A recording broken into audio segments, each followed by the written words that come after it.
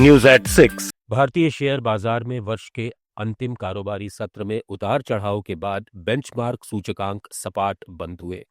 विदेशी फंडों के लगातार रकम निकालने और कम कारोबार के कारण निवेशक सतर्क रहे।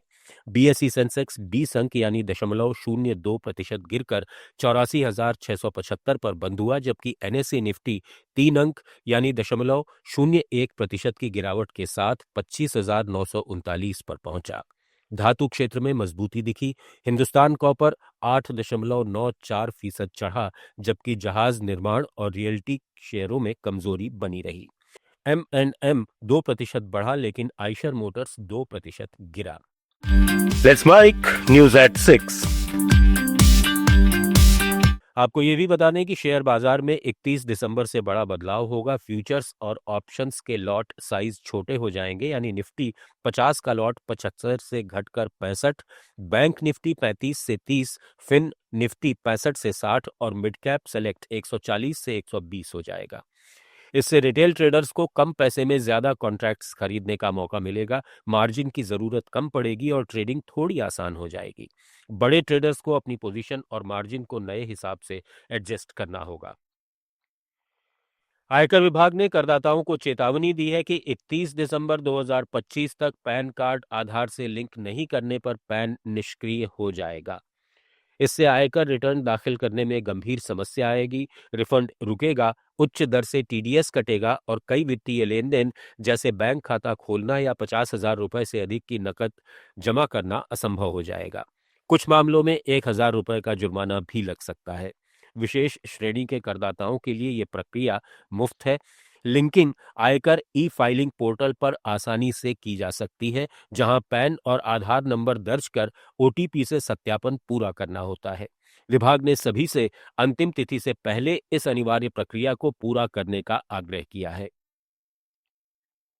देश की सबसे बड़ी एयरलाइन इंडिगो ने अपने पायलटों के अलाउंस बढ़ाने का बड़ा फैसला किया है। नए नियम 1 जनवरी से लागू होंगे, जिससे करीब 5,000 पायलटों को सीधा फायदा मिलेगा। अब लेओवर के लिए कैप्टन को 2,000 रुपए की जगह 3,000 रुपए और फर्स्ट ऑफिसर को 1,000 से बढ़ाकर 1,500 रुपए मिलेंगे। वहीं डेथ हैंडिंग ट्रिप्स में कैप्टन का भत्ता 3,000 से बढ़कर 4,000 और फर्स्ट ऑफिसर का 1,500 से बढ़कर 2,000 रुपए कर दिया गया है। डेड हैंडिंग का मतलब है जब क्रू ड्यूटी के लिए पैसेंजर के तौर पर यात्रा करते हैं। ये फैसला ऐसे समय में आया है जब रोस्टर की दिक्कतों की वजह से इंडिगो को 4,500 से ज्यादा फ्लाइट्स कैंसिल करनी पड़ी थी। विदेशी एयरलाइंस भारतीय पायलटों को बेहतर पैकेज ऑफर कर रही हैं, इसलिए इंडिगो ने अपने बेनिफिट्स में सुधार किया है। नए फ्लाइट ड्यूटी टाइम लिमिट नियमों के कारण नवंबर और दिसंबर में करीब 5,000 फ्लाइट्स प्रभावित हुई। डीजीसीए ने विंटर शेड्यूल में 10% कटौती का निर्देश दिया। यात्रियों की संख्या बढ़कर 1,53,00,000 हो गई है, लेकिन शिकायतें भी बढ़ी हैं। नवंबर में दर्ज 1,196 शिकायतों में 50% से ज्यादा फ्लाइट्स से जुड़ी थीं। रेटिंग एजेंसी मूडीज ने इंडिगो को वित्तीय नुकसान की चेतावनी भी दी है। पायलटों के अलाउंस बढ़ाने से उनका मनोबल बढ़ेगा और एयरलाइन के ऑपरेशंस सुचारू होंगे।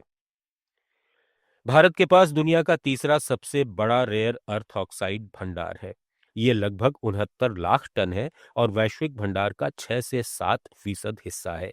लेकिन 2024 में देश ने मात्र 2,900 टन का उत्पादन किया। ये वैश्विक उत्पादन में 1% से भी कम है और 7वें पायदान पर है। इस पिछड़ेपन की मुख्य वजह है ज्यादातर भंडार मोनाजाइट युक्त तटीय रेत में होना, जहां रेडियोधर्मी थोरियम की मौजूदगी से खनन और प्रसंस्करण जटिल हो जाता है, सख्त नियामक बाधाएं हैं और सीमित शोधन क्षमता है।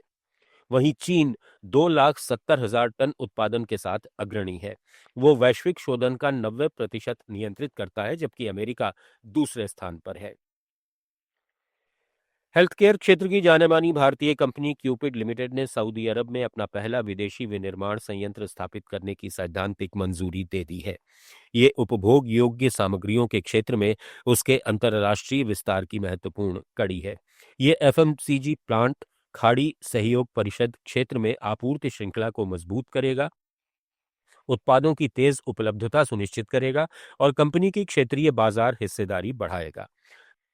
न्यूज एट 6 में फिलहाल इतना ही। जुड़े रहिए लेट्स माइक के साथ।